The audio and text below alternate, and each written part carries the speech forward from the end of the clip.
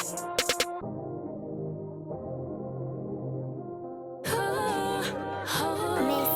Homeowner. Hey everybody, welcome back to our YouTube channel, Miss Young Homeowner. So excited to be here today with Mr. Daniel Walcott as our guest speaker. Happy to be here. Thank you for taking the time out of your weekend to join us. You're welcome. You're welcome. And thank you for showing us this beautiful home. Yes, absolutely. Thanks for coming by. Yeah, so we are currently sitting in one of his listings in DC. Correct. It's beautiful, but just want to jump in and kind of get to know you a little bit. Sure. So can you tell us a little bit about yourself? Who are you? Where you're from? All those good things. Yeah, absolutely. So I'm originally from Long Island, New York. Okay. I came to DC about 10 years ago now, back in 2009, where I went to Howard University. The other So two. shout out to my bison. Let that be known. So yeah, I came to DC to go to school in 2009 and just never left, right? So I warmed up to the city. I love DC now, so it's sort of my home, and that's just how I got here. As far as real estate, that journey started a little over 3 years ago. Okay. I was working full time as a sales and marketing coordinator for a company called Living Social, and someone had reached out and wanted to run a promotion for their real estate courses, and so I helped them set up. We've gotten to know each other pretty well, and I thought it was just a great deal. So I asked him, hey, can I buy it and take it? And he sort of became my early real estate mentor. So I took that class, the class that everybody has to take in order to get their real estate license, passed, and then quit my full-time job and jumped into real estate. Wow. Did you know that was what you wanted to do full-time, real estate?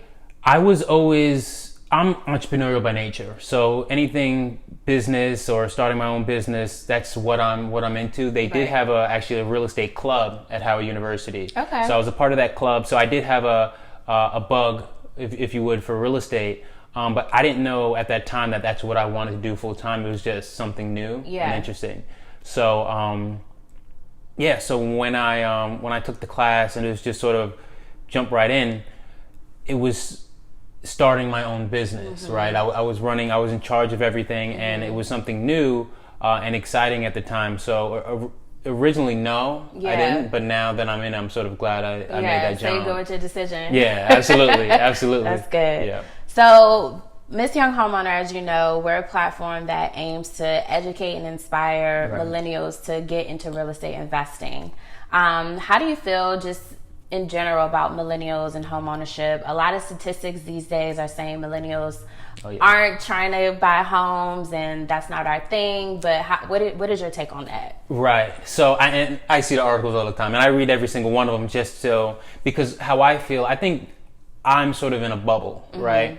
Where if I look at my friends and family who are millennials, most of them, and it's true, most of them don't own their own homes. Yeah. But just me being in the business, I see people our age buying homes all the time, right?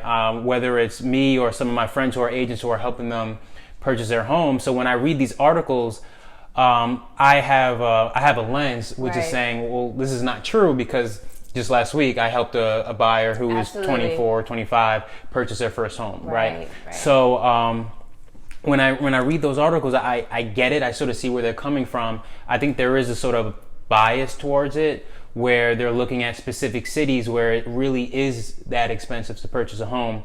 But I think from what I've read, I think there's a couple of reasons why they think that, and it's valid, right? What it says is that, one, that home prices are steadily increasing, right? And of course, that's going to make it difficult for people to buy as prices continue to increase. But two, one thing that I read, which I thought was interesting, is that millennials, as you know, we're not tied down to any specific location or job, right? If there's an opportunity across the country, we're ready to take it, right? And that's valid. Like I can appreciate that, right? Yeah. So I think that's part of one of the reasons where it's not necessarily that we can't buy a home, but it doesn't really suit a lot of people's lifestyles. If they're not tied to a job, or if they're not comfortable where they are, they want to be able to get up and move. Now, personally, I think you can do that and own a home. I agree. And we can touch on that later. So I don't necessarily take that as an excuse, but I can see why. I can see that perspective. Another thing that I read was that for home buyers, not for home buyers, for millennials, we are starting families later in life and getting married later in life, right? So when you have those big life changes, that's when people typically say, now it's time to buy a house, right? Settle down. Exactly. Yeah. So if we're getting married later and we're purchasing home later, and you tie that to the fact that the longer we wait, the more expensive we become, millennials can be locked out of home ownership. Yeah. I know a big thing that I've read is this whole student loan debt that that millennials in particular are finding themselves in. And I guess just by nature, if you think you have X amount of dollars in student loan, you're not even thinking of purchasing or buying real estate. Right. Are a lot of your clients in that predicament? Do they have student loan that they're trying to overcome but still want to buy a home? Right. And I challenge anybody that I talk to, like my buyers or my clients or anybody who just wants to talk real estate and sort of brings that up, right? Because I have student loan debt. A lot of people that I know that I went to school with, of course, have student loan debt. I challenge them to challenge that notion, right? Because I think if you want to buy a home, and I'm proof, you can purchase a home with student loan debt. I've had clients do it. I have plenty of people do it. You can. I'm going to say this to the camera. You can purchase a home with student loan debt. What lenders are looking at is not necessarily how much debt you have, but what are you paying on a monthly basis, and how does that compare to your quote unquote debt to income ratio? We talked about this in season 1. Your debt to income ratio. Right. Debt to income ratio is key. So they're looking at all your debts, not just your student loan, but your if you have a car loan, your credit card debt. So they're looking at the payments you make on that based on the money you make. Right. So that's sort of key. It's not necessarily how much student loans you have. It's what you're paying and how does that affect your whole financial story. So takeaway: if you're listening and you have student loan debt, that shouldn't deter you from wanting to pursue homeownership. Absolutely right? not. And what a lot of people don't know is if you look at student loan debt, right, and the people among us who have the most student loan debt are going to be the medical practitioners, right, because they're going to school for a lot longer, and your lawyers. Right. Lenders have specific programs for doctors, for nurses, and medical professionals where they realize that because of the industry that you're in, that you do have a higher student loan debt, and there's specific loan programs to address those concerns. Even for the not opposite spectrum, but even if you aren't in that profession, we just did a whole campaign on our social media about teachers. Okay. Just because it was back to school month, and there are a bunch of programs for teachers to help them with down payment assistance. Correct. Especially and not in just DC and teachers, Maryland. but just any profession. We just say that to say any profession you can get help. So another thing that I wanted to just ask is, with your experience and your clients, some are first-time home buyers, I'm assuming, right? A lot of first-time home buyers. Okay, which is good. That's encouraging. Oh, absolutely, yeah. What are some of the hurdles and preconceived notions that they come to you with, or just some fears overall that they have? I think number one is the amount that they would have to come out of pocket, right? And it's a valid concern. Everybody wants to know how much. Everybody wants to know that. Exactly. and it's a tough question to answer because there's so many moving parts. It really just depends on your specific situation. How much are you comfortable coming out of pocket? 2, what's your price point, right? And then 3, what can we negotiate with the lender, with the seller, and the other parties involved to make that number what we want it to be, right? And then how does that affect your monthly payments, right? Which I think is most important. It's the first thing when somebody comes to me and says, well, what price should I be looking at? Well, first thing I say is, what are you comfortable paying monthly? Like, what are you paying now? Are you willing to go up a little bit, or do you want to stay where you are at, or maybe you want to pay a little less? So I think that's the number one question that we have to figure out, and then we work backwards. And it's tough because it is a valid question, and people want to know, I want to buy a home, but how much do I need? Like, tell me the price, and it's like, well, it's not that simple. There's all these other variables that come into play to get that number. Right. I've had clients come to the table with $10,000. I've had clients come to the table with 40. I've had clients come to the table with 5, right? 5K and less. And it's possible, right? It just depends on your situation, what you're looking to buy, and what programs can we get to assist you with that. Okay, so another takeaway, it doesn't matter how much or how little you have. If you want to buy a home, you can do it, right? Yeah, absolutely. I mean, go for it. I mean, if it really is on your agenda and it's one of your goals, I would say go for it, because one, it doesn't hurt, right? It starts with having a conversation with a realtor and a lender, right? And both of those conversations are free. We're not going to charge for this information because we want to give it out to the people, right? Okay. And so speaking on par with that, let's say you do find your real estate agent, they hit you up, they call you, right? Cool. Call him.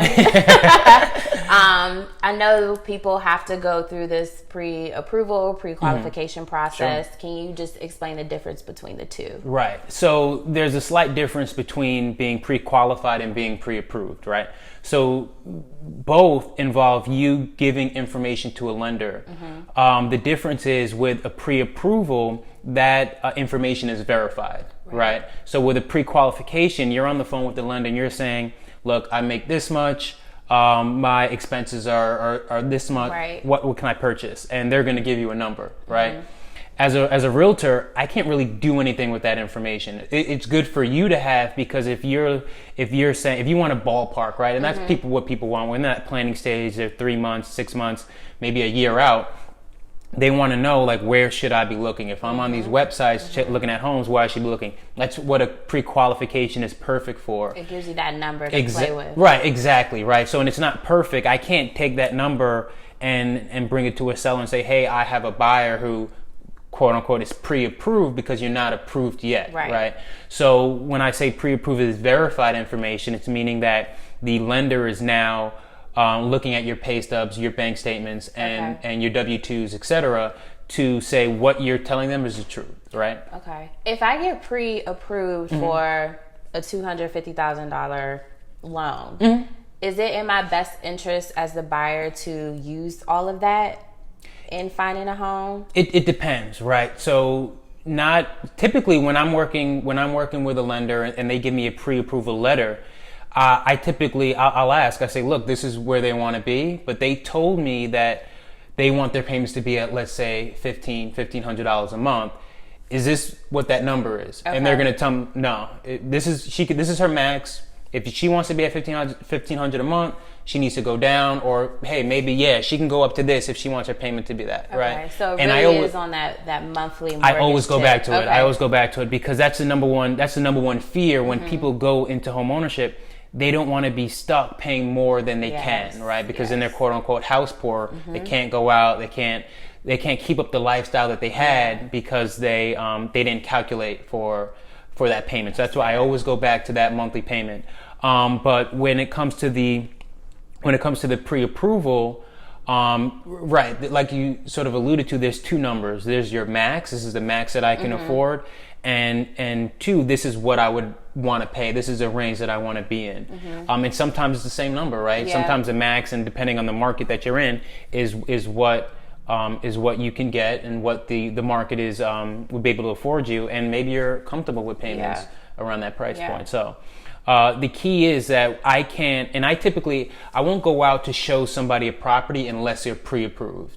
Because I don't want to show you properties that you can't afford. Right. It's sort of like you go into this and right. It is. I mean, and it's not a good use of your time as a buyer. So I wait till you're pre-approved, and then I'll take you out to go see some of those homes. So my realtor would never be able to show me a home like this. At least not right now. Right. At least not right now. Exactly. So and pre-approval is key as well, because when we're submitting an offer, the seller wants to see that pre-approval letter. They want to make sure, they want to bulletproof the process, want to make sure that a buyer that I'm bringing them can afford this home. And that's what a pre-approval does for you. Okay, so kind of going off of that, this is a little sidestep from what I said I would Let's go there. But from the seller's perspective, what kind of work goes in on that front? Like, if I'm coming to you to sell my property, how involved am I versus how involved are you? What do you have to do on your end? So when I'm working with sellers, I want to make sure that I'm carrying most of the weight, right? So they're going to be involved in the beginning of the process, and once we handle all the paperwork, as far as what their goals are and what they're looking to get out of it and what we need to do to help them reach those goals, then I take all the weight off of them, right? Because I only want to go back to them when I need a decision to make. I'm not going to make any decisions on behalf of the seller, but any offers that come in, I'm going to present to them any challenges that may arise, and that they may need to know, I'm going to bring them in. But as far as the legwork, that's why I'm there for. What kind of costs are associated with selling your home or selling a property? Good question. It's a great question. So with all my sellers, I provide a seller net sheet, right? And a majority of your expenses is going to come from these couple places, right? So you have your taxes that you have to pay when anytime a property transfers hands, you have to pay a tax to the city, to the state. So that's where a majority of the expenses are going to go. You also have your title fees, which goes to the title company, and then of course you have to pay your realtor. Right. Okay. So a lot of buyers don't know. The sellers are more familiar because they've purchased before. But as a buyer, you don't pay for the service of having a realtor. It's completely free. You never have to come out of pocket to pay me as your buyer's agent anything. I get paid for by the seller, right? Okay. So in the reverse of that, if you are selling your property, you're responsible for not only your agent's compensation, but the agent that's bringing a buyer, you're responsible for their compensation as well. I didn't know that. Wow. Right. Okay. So, I didn't know that. So that's sort of where those costs are coming from. And what you'd want your agent to do is before you list a property, when you have an idea of what you're going to list it for, have them run a seller's net sheet, right, which all agents should be doing, and then you'll get a sense of, okay, when I sell this property and I subtract what I owe on my mortgage, this is what I'm going to come out with. Okay. So it's no surprises. Wow. Good information. Yeah. I didn't know that. All right, so we're sitting in this beautiful townhome. Yes. Okay. Townhome style condos. Just walk us through this luxurious. Yeah, absolutely. It's beautiful. Yeah. So this condo is actually one of my team's projects. I'm part of the McKinney Group, MG Residential. And we have 4 arms to our business. One is a commercial arm. Okay. One is a development arm. Residential where we help buyers and sellers, and then we also own the Keller Williams Capital Properties brokerage. Oh, wow. So our development arm, we work on single family homes where we'll go in to homes that need fixing up. We'll go in, redevelop it, and put it back on the market. Okay. And then we'll do the same for certain properties, what we call condo conversion. So we'll take one property, turn them into 2 or 3, put them back on the market. Wow. So, and this is one of our projects. So this is 410 K Street in Northeast. 2 bedrooms, 2.5 bathrooms, 2-level condos. Okay. So it's 2 of them, and they're beautiful. 1,500 square feet is Unit 1. Unit 2 is 1,600 square feet. Is Unit 2 downstairs? Unit 2 is this, right. Gotcha. So Unit 2 is the upper level, and what you'll see as soon as you walk in is the kitchen, right? And it's massive, right? So you have the beautiful island in the center. You have the waterfall island. You have your quartz countertop. And then, as sort of you alluded to before, was the details, right? Yeah. So you have the gold accents, which I love. If you look around the side, you do have the blue cabinets, which sort of gives you that pop of color. Exactly. And then leading out goes to your dining room space and area. Wow. And then past that, as you go outside, you can step outside to your balcony or head upstairs where you have your shared rooftop. Coming this way, your first door is going to be your half bath. Okay. Yeah. So what I like about it is very inconspicuous. You don't really know it's there. Know. Right. Yeah. I love those doors too. Yeah, the doors are beautiful. And then as you come to this side, first thing you'll notice is the sunlight that you get from the huge windows. And as you walk up the stairs, you'll notice the same thing is the plethora of sunlight that you get, and that's from the skylights, twin skylights that we have as you go upstairs. Upstairs is 2 bedrooms on opposite sides of the home, and then right in the middle you do have a den area, which someone can use as an office space or lounge space, whatever. But very spacious upstairs, and beautiful. Is the other unit the same layout? Is it a similar layout? So similar layout in the fact that it does have 2 bedrooms and 2.5 bath. But when you go downstairs, the first level is going to be your kitchen, and then when you go down the stairs is where your bedrooms are located. Okay. Wow. Yeah. Okay, this is beautiful. Yeah. So I wanted to get your take. We said earlier how people don't want to buy homes, or millennials, because they think buying a home equates to settling down and it restricts them from taking a job in a new city. Like, what are your thoughts on that? I disagree, right? I think it's actually the opposite. I think owning a home offers you more freedom than it would if you were renting, right? Totally agree. Because if it doesn't hinder you at all, right? I think with home ownership, if you decide to purchase a home and you want to move across the country, right? And let's say it didn't benefit you to sell at that specific time, you can always rent it out, right? You can rent it out for the amount that of your mortgage, and a lot of times you can get more, right? Depending on how you structure that. Also, when you locked in a lease, right? It's typically a year lease. You can't leave until that lease is up, or else they're going to charge you for it, right?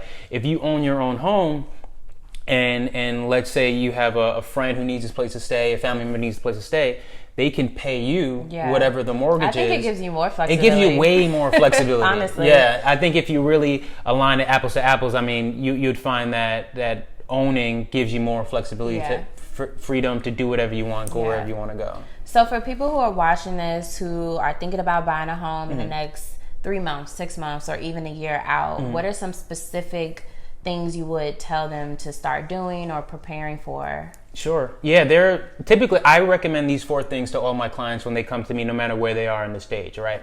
Number 1 is going to be to boost your credit, right? Because it can't hurt. Right, even if you have a good credit, take a look and see how you can get that number even higher, because the higher your credit score, the lower your interest rate can be.